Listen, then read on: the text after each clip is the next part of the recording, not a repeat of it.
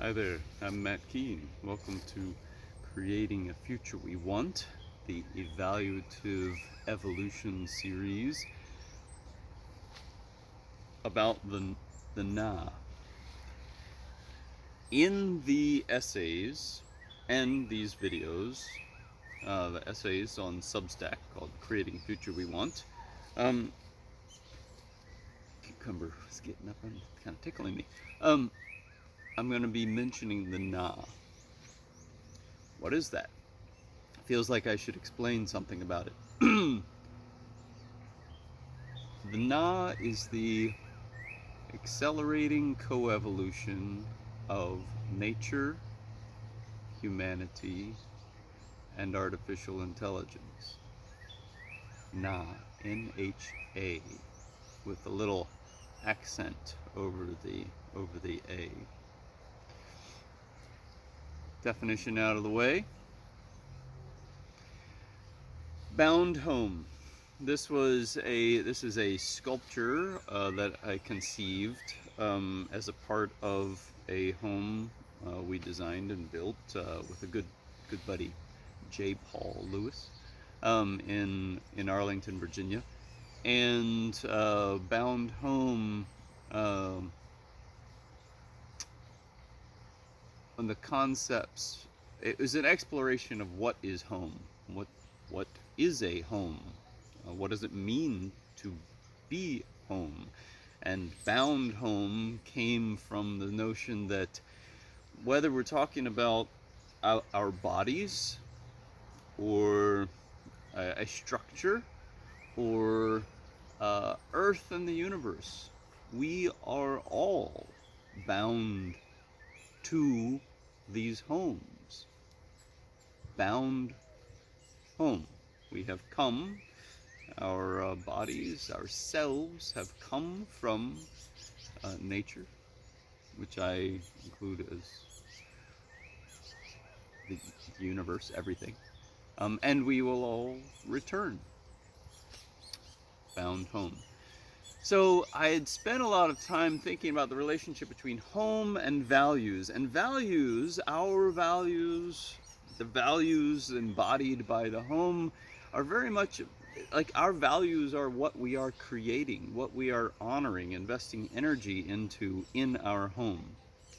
Our values are also influence how we navigate that home. You know, different people can use a home in different ways for different purposes, uh, with different emotions, different feelings, different uses, different experiences, receiving different things from the same home.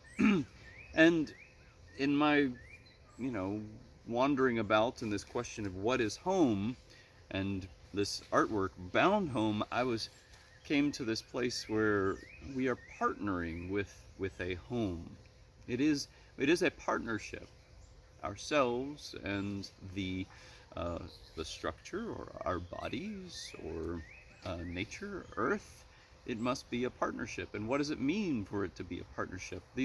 And how do we learn to be good partners? How do we learn and understand um, the other, what kind of partner they want to be, or they are, or they may be? So, spent a lot of time thinking about like what is home and partnership related, navigating home, and how our values influence how we experience home, navigate home, and create the homes we want. Uh-oh. I just knocked over my very fancy aluminum stepladder, um, you know, setup here. Let me fix that real quick. Okay. So good. I also love spy novels. I don't know how many have I read, but I haven't read them all, I'm sure, but I've read a lot of them. And I was reading one by an author named, and I apologize for anyone who speaks Vietnamese, knows Vietnamese, or if this author should ever hear me say this, Viet Thanh Nguyen. Wrote a couple of spy espionage novels called The Committed and The Sympathizer. Um, The author is Vietnamese, as I understand it, and there was a good bit of Vietnamese in, little snippets of it in the book. E.B. White, sparingly, this author did it wonderfully. And somewhere in one of those books, or maybe in my looking into the books after the fact, I came across this word, NHA, with an accent, na. And the meaning of it, as I understood it, was home or house. And it had a very versatile meanings. It could mean like someone's house, a structure. It could mean a home, like a motel. It could mean, many different notions of home. And I've never even been to Vietnam. I've been to 50 or 60 countries, but I haven't been to Vietnam, so I don't know anything about it. But it this hit me. It stuck with me. It struck me at the right time, and so here it is. So here I think about the na, like a time of the accelerating coevolution of nature, humanity, and AI. I think about this time. This is our home. Whatever happens, whether we're on world, off world, embodied or not, we are digital selves, we are these biological evolutionary cells. This is our home. It is our option, in my way of seeing things, to create it, to vision it and create it. So, the na, this is where we are. Well, how's the evaluative evolution fit into all this? So, it is my view, right, that, the evaluative evolution, that is how we create a future we want. One for the well-being of all. Just throw something out there. And evaluative evolution is about how we partner in the na. Partner with who, for what? These are questions to grapple with, conversations to have, and evaluation being the how. Now, in something like next paragraph, 2006, 2007, I was in a meeting with Peter Senge, systems thinker, environmentalist. I don't actually know, but he's out of, I believe, the MIT way of thinking, systems dynamics. Donella Meadows would have been someone else who, some of the ways of thinking may be quite similar.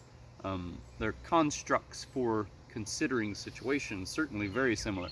So Peter Senge, one of the things that many things struck me about that conversation, but one of the things he said was, we were talking a lot about climate change. Even if we solve climate change, like it's all better tomorrow, everything's better, we still have the biodiversity crisis, 6th grade extinction. We still have, like 1 billion people without potable water, like 1 billion people without enough nutrition. We've still got, lack of education, discrimination, inequality, on and on and on and on, and issues with agriculture, and whoa, that's wild.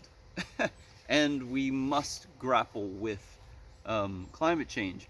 So why am I saying this? Well, I think the AI issue is kind of like climate change, but way more near term, massive. If climate change is an existential crisis, which I've heard people talk about it in this way, AI is an existential crisis in so many ways. We'll get into that in another conversation.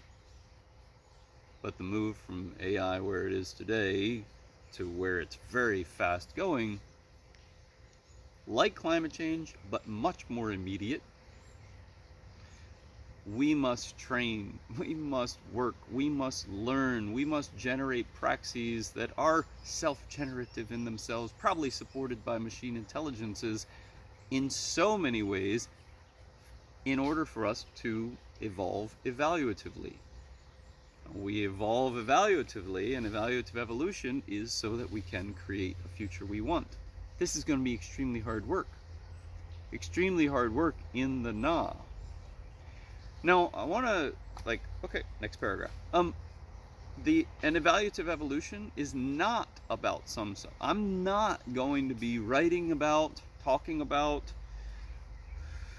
doing whatever this is about all the problems in the world. How we got here. It's not going to be a lot about the world we have built, how we got here, that sort of thing. People are so much better. That has been done and is being done and much better than I could do. Jeremy Lent, read his books, Web of Meaning, Patterns, The Patterning Instinct, and then he's working on a third book right now. I just watched a YouTube video, Nate Hagen with Daniel Schmachtenberger. I apologize, Daniel. I don't know Daniel. I don't actually remember his last name. It was long, and I don't have a great memory. But the name of it was AI and the Superorganism. It was about a 3-hour podcast. That, if you listen to that, watch that, it was amazing. I listened to that. I was like, this is sort of the background for an evaluative evolution. Awesome. So, recap. The na is the accelerating coevolution of nature, humanity, and artificial intelligence. That is sort of the what. That is this time we are in and into the foreseeable future. An evaluative evolution is the how we navigate the na, how we create a future we want, one for the well-being of all. Okay? And the why is creating a future we want. We want to be able to do that. So we need an evaluative evolution in the na. I'm Matt Keene. Thanks for visiting Creating Future We Want, the Evaluative Evolution series. See you soon.